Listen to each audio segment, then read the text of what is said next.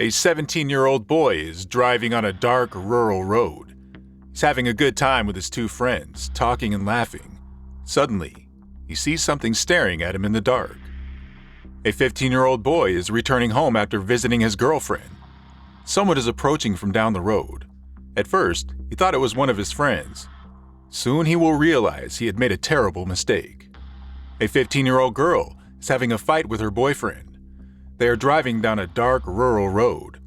She turns her head around and stares out the window. That's when she sees it. What could it be? What did they see? Was it real, or was it just an elaborate hoax? Stay with us while we discover the legend of the Dover Demon.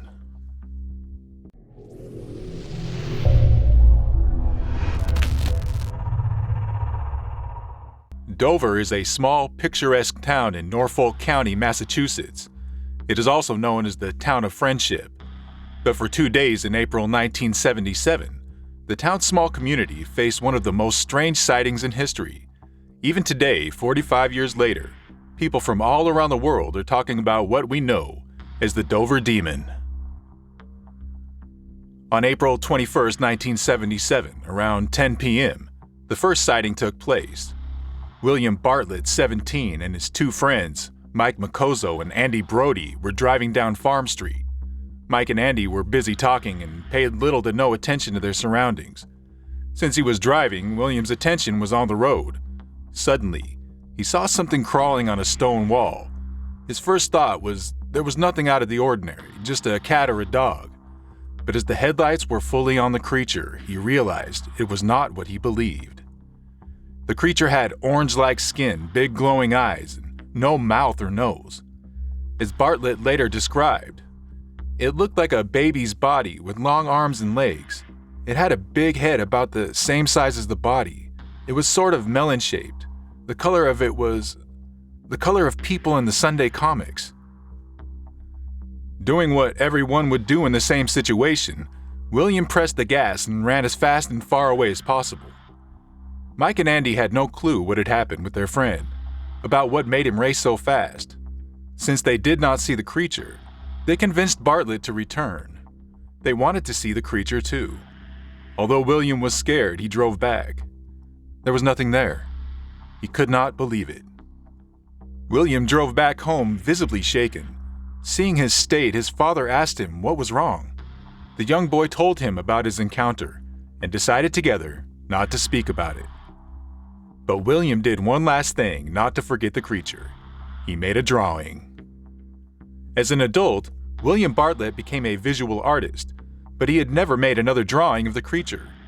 He regrets ever talking about it. In a lot of ways, it was kind of embarrassing to me. I definitely saw something. It was definitely weird.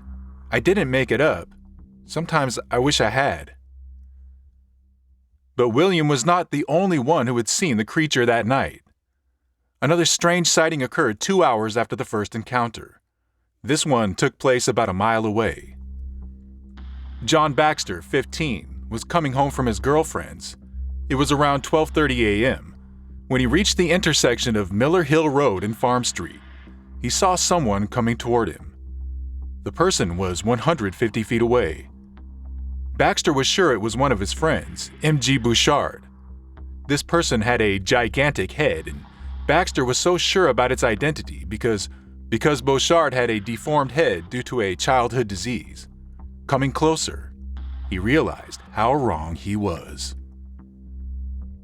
I was about 15 feet away from it when I stopped, and it stopped. We just stood there. I was looking at it, and I'm sure it was looking at me. I could barely see the shape of it. John tried to approach even more, but the creature halted and ran through the woods. He followed it, reaching the creek. Now he was able to see it more clearly. All these thoughts going through my mind, you know. What is this? A monkey, maybe? As I was looking really close, there I could see the eyes. It was looking at me. I just stared at it for another few minutes. I got all these feelings that it was thinking to itself or waiting to spring or whatever, you know? And so I backed up the bank kind of fast, and my heart started beating really fast. John Baxter ran back to Farm Street and went home. That night he made a sketch of the creature. It had glowing eyes and looked just like the one William Bartlett had seen. The second day, around midnight, Abby Brabham, 15, and her boyfriend Will Tainter, 18, were driving to Abby's house. They were having a fight while on Springdale Ave. Abby looked out the window and saw something on the left side of the road near the bridge. As I looked at it, it kind of looked a minute like an ape. And then I looked at the head, and the head was very big, and it was a very weird head.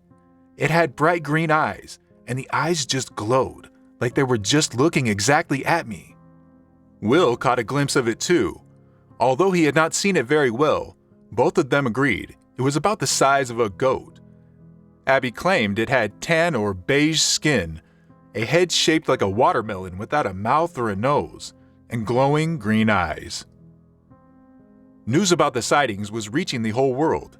Investigators came and discussed with the teens. They all described the same creature, the only difference being the color of the eyes. Investigator and cryptozoologist Lauren Coleman told American Monsters, "The short story, no pun intended, is that over a 2-day period in April 1977, 4 people saw a small, 4-foot-tall, orange shark-skin creature, somewhat like Gollum in Lord of the Rings, in 3 separate sightings in Dover, Massachusetts, a rural location near Boston. The case goes down as unexplainable. I don't know the answer to what really happened, as all the eyewitnesses were checked out and were found to be credible by law enforcement and other people in Dover. Until this day, no one really knows what happened in Dover. There are many theories as to what they saw. Many believed it was an elaborate hoax due to the disagreement regarding the color of the eyes. Skeptics claim it was just a baby moose who, under special conditions, can look like a bizarre humanoid on 4 legs. Those who don't believe that explanation point out it was the wrong time of year, and Massachusetts is not a typical habitat for moose. Others believe it was a baby calf. Many believe it was a lost alien or scout. They believe a UFO landed in the area and had accidentally or intentionally left behind one of its occupants. Another possible explanation is that the Dover demon was a dimensional traveler. The current theory is that there are an infinite number of universes. The Dover demon could have come from one of them and traveled or died here. Another explanation could be that it is an escaped and illegal to own pet gibbon. Some species of gibbon have orange babies. White-cheeked gibbons have an orange color in females. Nothing like it was seen again, and nothing is known for sure. But we have a reliable witness testimony of a creature, like nothing alike. It was not an ape or a man. It was not a moose or a fowl.